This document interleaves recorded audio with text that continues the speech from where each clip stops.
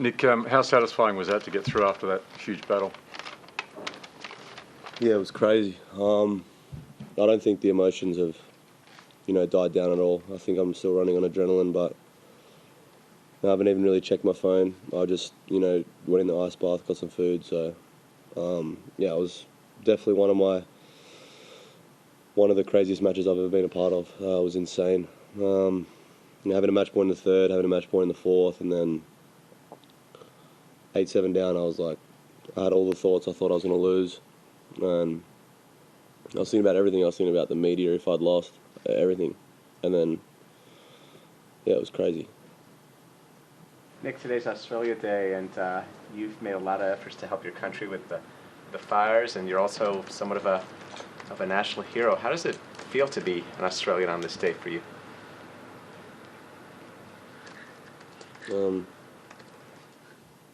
Good, especially after a night like that. Just with everything, I could just feel everyone in the crowd and just everyone just trying to will me over the line. It's a good feeling. But, still a lot of devastating things happening, even though it's Australia Day. Is there a lot of self-satisfaction, particularly in the way that you did it? Your critics might say in the past that given what transpired that you might sort of go away, but you really dug in and he was playing super well. Are you quite proud of yourself for how you did it? Yeah, he doesn't get, he's not getting enough credit. I don't think he played 4 hours something in his previous match, and to come back out and put on a performance like that, I thought the level towards the end was crazy.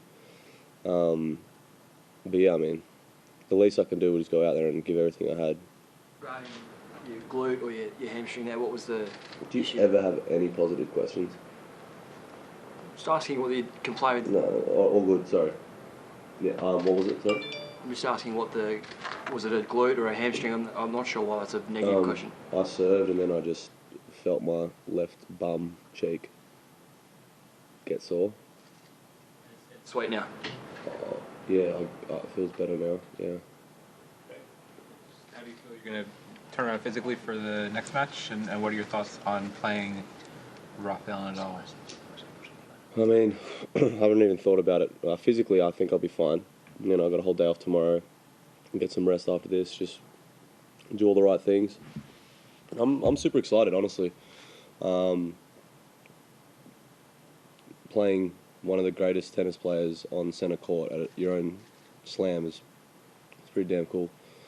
But yeah, I've got a lot of time before now and then, so I've got to do the right things because obviously it's going to be another physical battle and nothing comes easy with him. He had a relatively routine match today, so he's going to be feeling good. So I'm looking forward to it.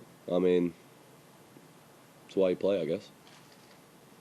Nick, what is it you like so much about playing inside Melbourne Arena? I think the crowd's awesome. They get a bit rowdy in there.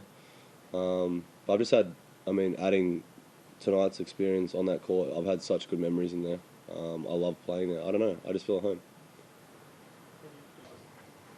Rafael Nadal got asked in his press conference today, does he like you as a person? I just wanted to ask you the same question about him. I don't really know Rafa as, I've never hung out with him or anything like that, so I don't really know how he is. I don't really dislike him. I've never said I don't know him at all. Tennis player, hell of a tennis player. Don't know him as a person. Assume he's okay. 2-on-1 against him head-to-head on hard court. What about your game do you think matches up well with his game? Ever since juniors, I enjoyed playing lefties. I feel like I kind of know what game plan I need to bring to be successful against him. But Rafa's a different beast altogether. I kind of know his patterns, but everyone knows his patterns, but you can't do anything about it. Federer knows his patterns, everyone knows his patterns, but he executes them at the highest level. But I'm not even thinking about the match, to be honest. Tonight's match hasn't even sunk in, and I'm still dealing with a bunch of emotions, so... I just like playing lefties, but... You and Rafa have had words in the past. There was obviously the match in Acapulco. Do you stand by what you said about Rafa? Have you ever spoken to him about it? Have you ever had a conversation? Calling him super salty, and obviously the disagreement you had in Acapulco. Disagreement? well the thing on Instagram saying that you can smell blood every time you're playing. I mean, is that all in the past? Have you ever spoken to him about that? I know you've played him since at Wimbledon. So. Yeah, I mean, the last time I played him was at Wimbledon, and we had a pretty good match, 7-6 in the fourth set. And at the end of the day, we're two different tennis players. We go about it completely different. And you know, after Wimbledon, I lost. I got beaten by a better player, and I shook his hand. I looked him in the eye and I said, "Too good." So regardless, if we don't like each other, whatever, I think there's a layer of respect. We both know that.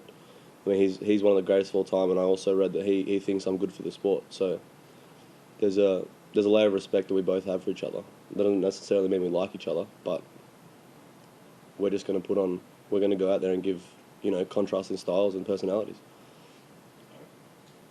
Both this match and the last one, you said that you were almost mentally losing it, but you kept it together. How did you do it tonight?